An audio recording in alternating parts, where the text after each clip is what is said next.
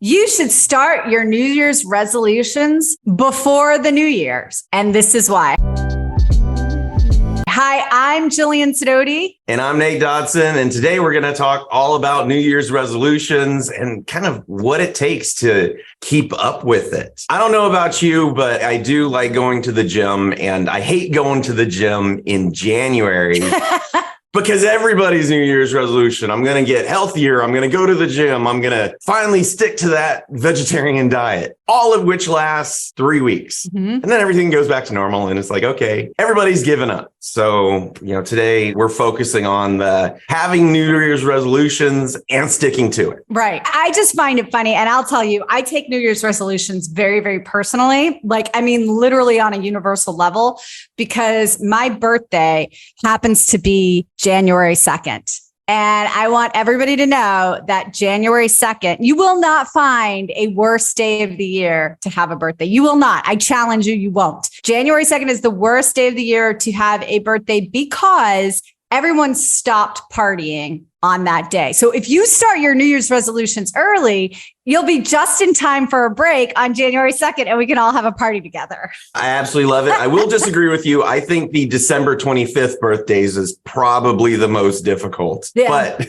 I can definitely see the New Year's resolutions getting in the way of all of your birthday parties through the years.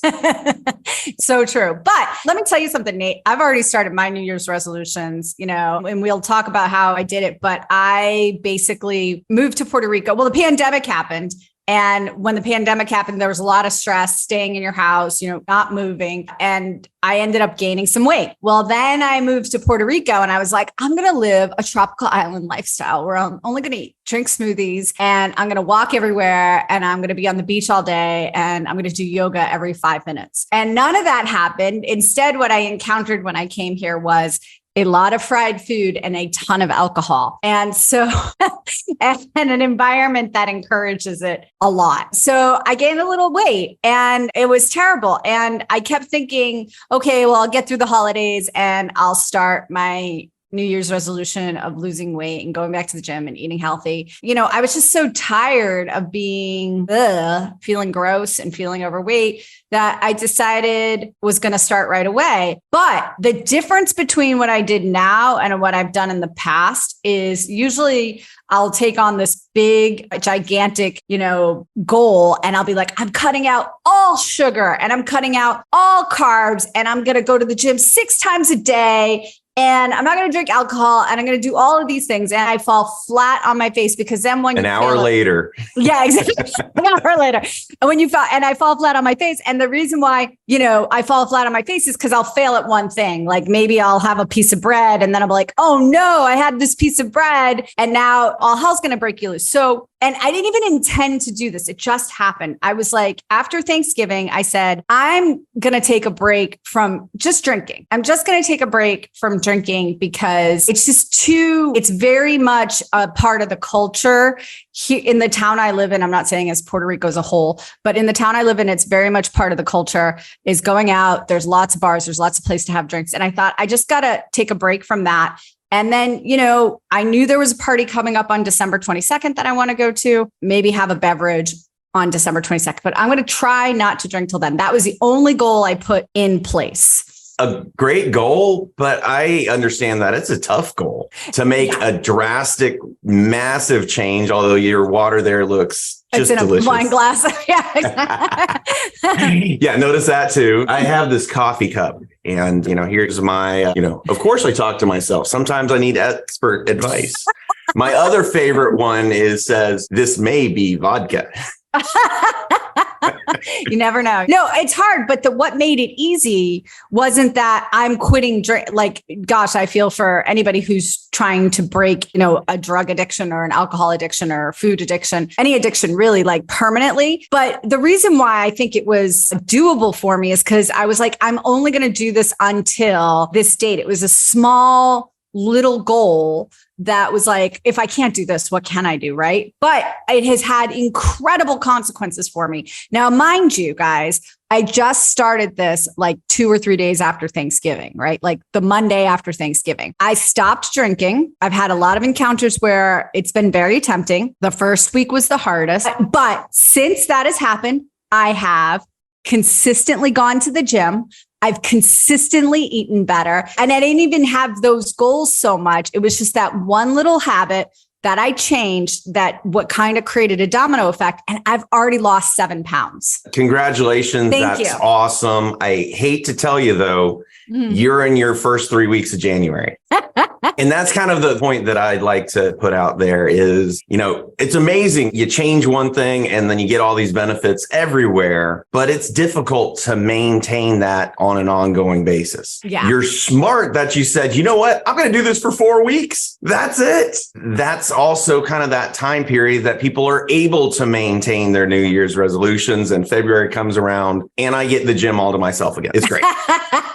Right. But I want to bring up, because it's amazing what you're doing, but there's a way to accomplish that kind of with bite-sized pieces, which is why the moral of the story, start your New Year's resolution now. There's this Japanese concept on how to make huge changes in your life. It's called Kaizen. Okay. And it's just about making small, incremental, but continuous changes. As an example, in your case, if you said, I'm not going to drink at all, that's tough to maintain if it was going to be a New Year's resolution. Right. But if you're going to say, I'm not going to drink at all, except for Monday through Friday.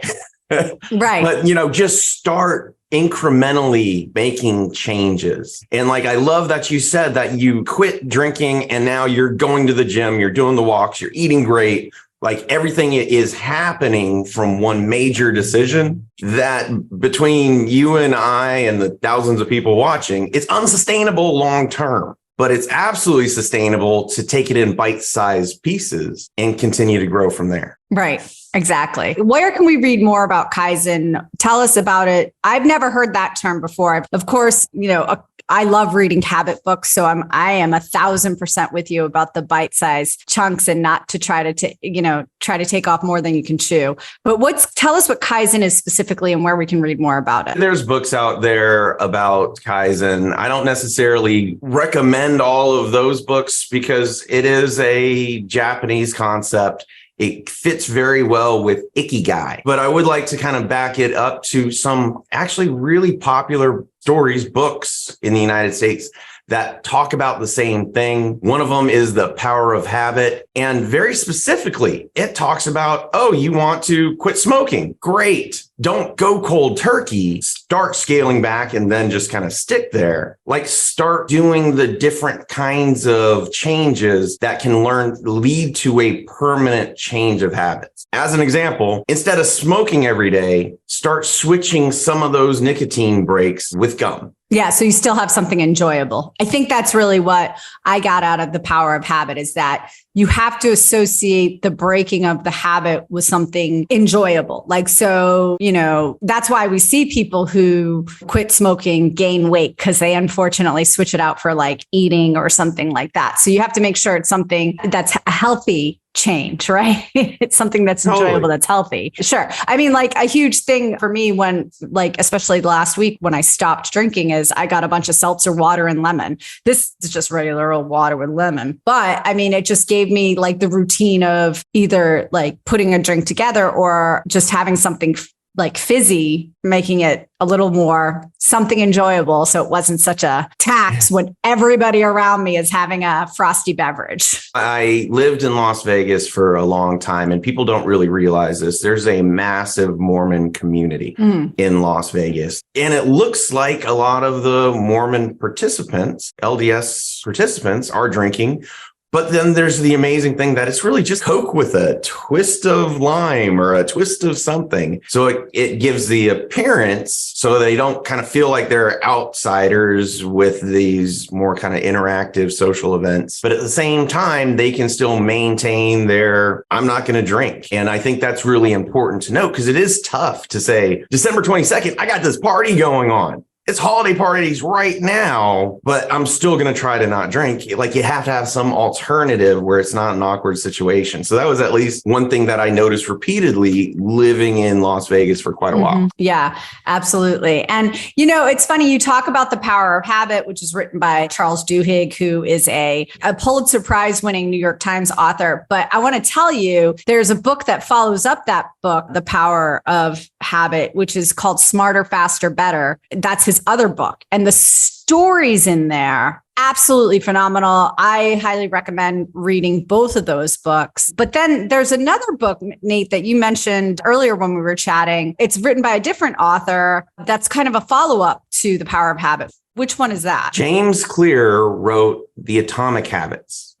And so it's different author, same purpose. The Power of Habits or this Kaizen concept. They're all relatively similar in terms of it's all about deciding what's your end goal. And your end goal may be, I'm never going to smoke again, but how to do it without putting yourself through this cold turkey, impossible task of, I'm going to start going to the gym every day. That lasts about 3 weeks. Well, okay, let's talk about something else too, right? So, I teach people how to basically build their business out. And I focus on, the same thing. You focus on the legal side and I focus on the systems and marketing side of raising capital, right? So I'm usually teaching people how to build out their business and then with an emphasis on raising capital. The thing is, when you find out what people are doing, they always seem relatively directionless. They think they know what they want to do, and then you realize they don't know what they want to do at all, or they don't know where to go. They're a little frantic. And there's a video that I highly recommend that is going to seem incredibly overwhelming and daunting, but I tell you, it works. And the video is by Steve Harvey, and it's 300 things. And he recommends that you write down 300 things that you want to do. And what you're going to end up finding you're doing is you're actually writing yourself a how-to manual for a lot of stuff. Like, for example, you're going to write up 300 things you want to accomplish. But towards the end, you're going to write some big goals. Like, I want to make $1 million, or I want to buy a Lamborghini, or whatever, nonsense. I want to achieve world peace, right? Then you're going to be like, wait, I'm at like number 75. Like, I'm not kidding, number 75. And you're going to start running out of steam. So then you're going to start realizing you're going to be writing really little things down. You're going to start writing down things like, I want to clean up my desk. I want to change the bulbs in the guest bathroom that I haven't changed. It's going to be really helpful in you finding those little things that you need to do is if you write these 300 things down. So I totally recommend Google search that video, Steve Harvey, 300 things, and just make a list of 300 things you want to do. Watch that video though. Don't just take my word for it and start writing 300 things, because it's a very inspiring video.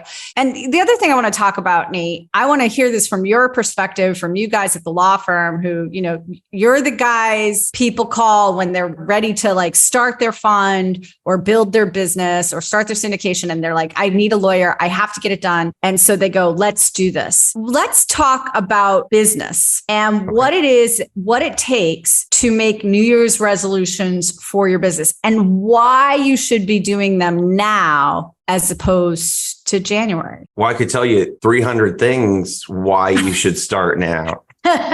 But no, the reality is, and this is what I see a lot of people that I want to change the world. I want to do this, and it's going to be an industry disruptor. But they don't realize that disrupt an industry to change the world, it's got to start somewhere. And even Apple, Microsoft, they started in garages. Yeah. And so that's where it is kind of focusing on the little accomplishments and what you can do, but never forgetting about the elephant in the room and what you eventually want to hit. But you can't do it all at once. It is about that step-by-step process. And I think that's what you're talking about with what you're doing now is helping design that process so people can all find their own ikigai. Yeah. Well, also, it's like everybody has this point of renewal in January and they all want to get their business done and get going and start their business. New year, new me, new business, But honestly, now, that quiet time between December 25th and January 1st is really, guys, when you want to get started on your goals for your business for 2023. Don't wait until the tax guy is in the middle of March, April,